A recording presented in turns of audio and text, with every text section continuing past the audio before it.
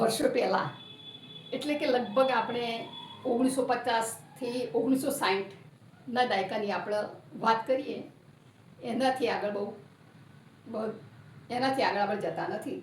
પરંતુ જે માણસો આ દાયકા દરમિયાન એકબીજાના ઘેર પણ જતા હતા, જે ગામ કિલોમીટરોનું અંતર હોય અને તેમ છતાં પણ એ માણસો ચાલીને જતા હતા.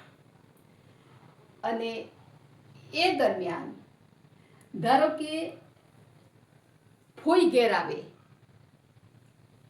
કે પછી માસી આવતા હોય, તો એમને ખબર છે કે મારે જે ભાઈના ઘેર કે પછી બેનના ઘેર જવાનું છે, તો ખાસું અંતર છે એમ. તો વચ્ચે ચાલતા ચાલતા રસ્તામાં જો ભૂખ લાગી જાય, આ રીતે શું છે કે એક ભાથું સાથે લઈ લે.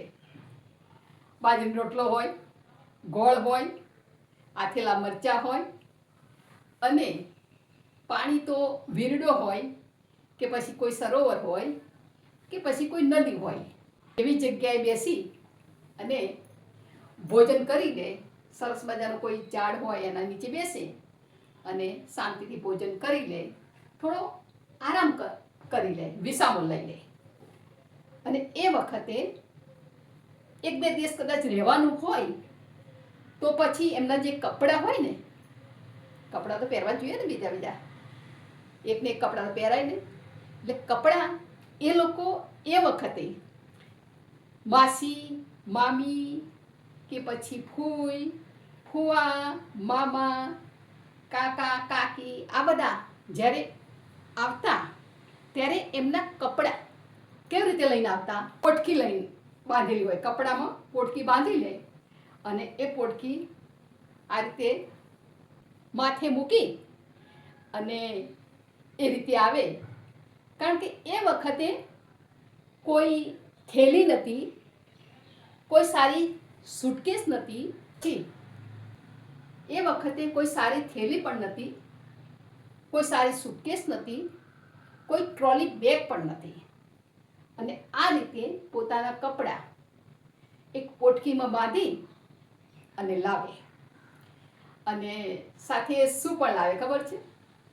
ઘરમાં જે નાના નાના છોકરા હોય ને, એમને એમ થાય કે માસી આવ્યા છે, ફોઈ આવ્યા છે, કાકી આવ્યા છે, તો કંઈ ને કંઈ ખાવાનું લાવ્યા હશે. તો અવશ્ય કંઈ ને કંઈ ખાવાનું, સિંગ ચણા છે, કોઈ ચીકુ છે, કેળા છે, પછી ચવાણું છે, આવું બધું લઈને સાથે લઈને આવે જ.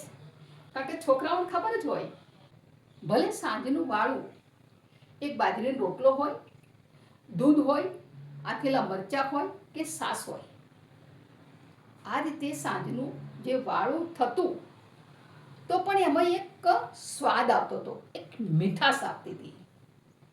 અને આ રીતે જ્યારે ફોઈ, માસી આવે એટલે એમનો એટલો સરસ મજાનો આગતા સ્વાગતા, એટલો સરસ આવકાર થતો કે એમનો જે કિલોમીટર સુધી જે ચાલીને આવ્યા હતા ને, એનો થાક ક્યાંય ગાયબ થઈ જાય. અને પછી સરસ મજાનું મેં આ કહ્યું એમ પ્રમાણે સાંજે વાળુમાં રોટલા, ખીચડી, પછી ગોળ, દૂધ, ઘી, આ બધો એમનું ભોજન થતું. અને ભોજન થયા પછી રાત્રિનો જ્યારે સમય હોય ને, ત્યારે ખુલ્લું આકાશ હોય. અને ખુલ્લા આકાશમાં પેલા ખાટલાઓ બધા પાથરેલા હોય, અને ખાટલા ઉપર નવા નક્કોર ગોદા એ દિવસ. અને પછી આ બધા એકઠા થાય અને સગાવાલાની, છોકરાઓની કે પછી બીજી અલગ મલકની વાતો કરે. આ બધી વાતો કરતા કરતા નિંદર ક્યારે આવી જતી એ પણ ખબર નહીં પડતી. એ વખતે નિંદર, ઊંઘ લાવવી નથી પડતી, આવી જતી હતી. આજે આટલા બધા સાધનો છે, આટલી બધી વ્યવસ્થાઓ છે, એક એક ઘેર બબે ત્રણ સાધનો હશે, અને છતાંય ક્યાંય કોઈના ઘેર પ્રસંગમાં જવાનું હોય, કોઈ બેન દીકરીના ત્યાં જવાનું હોય કે વેવઈવાડામાં જવાનું હોય તો મન સંકુચિત થઈ જાય છે, મન આમ બેચેન થઈ જાય છે કે એમ કે હારું જવું કે ના જવું, જવું કે ના જવું. જે ખરેખર હૃદયના આનંદથી જવું જોઈએ એ રીતે કોઈ જતું નથી. આટલી બધી સગવડો હોવા છતાંય અને આટલા સરસ મજાના જે ભાવતા ભોજન જે ખાવું હોય એ આપણે બનાવી શકીએ છીએ.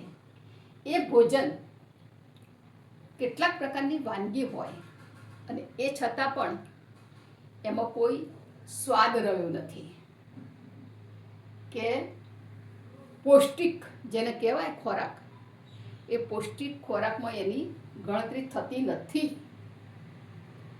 સાથે આજે દરેક માણસ એક એસીની ઠંડકમાં રાત્રે ઊંઘે છે અને છતાં પણ એટલી બધી શીતળતા વચ્ચે પણ એને ઊંઘવા માટે કેટલાક લોકો તો ઊંઘની ગોળીનો ઉપયોગ કરે છે, પડખા ફેરવે છે, અને તેમ છતાં પણ માંડ માંડ પરાણે ઊંઘ આવે છે.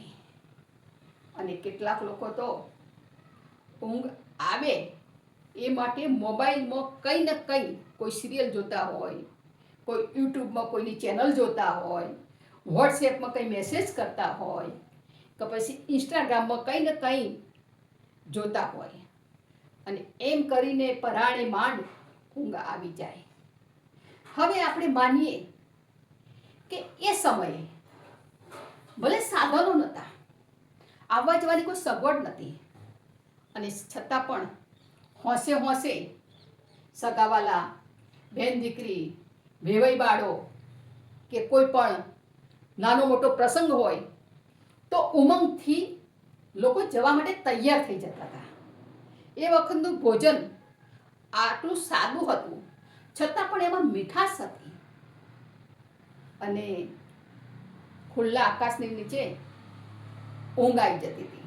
પોતાની જે સગવડ હતી એ સગવડને આપણે વિકાસ કહીશું કે પછી અત્યારે જે માણસોને ભોજન મળે છે, સ્વાદિષ્ટ ભોજન મળે છે, સ્વાદ નથી, કે પછી એસીની શીતળતામાં ઊંઘ નથી આવતી, અને આટલા બધા સાધનો હોવા છતાં પણ એકબીજાના ઘેર જવામાં સંકોચ અનુભવે છે, તો શું આ માનવતાને આપણે વિકાસ કહીશું? માનવતાનો વિકાસ એ આપણે નક્કી કરવાનું છે કે આપણે માનવતાવાદીમાં કેટલા સુખ અને સમૃદ્ધ છીએ.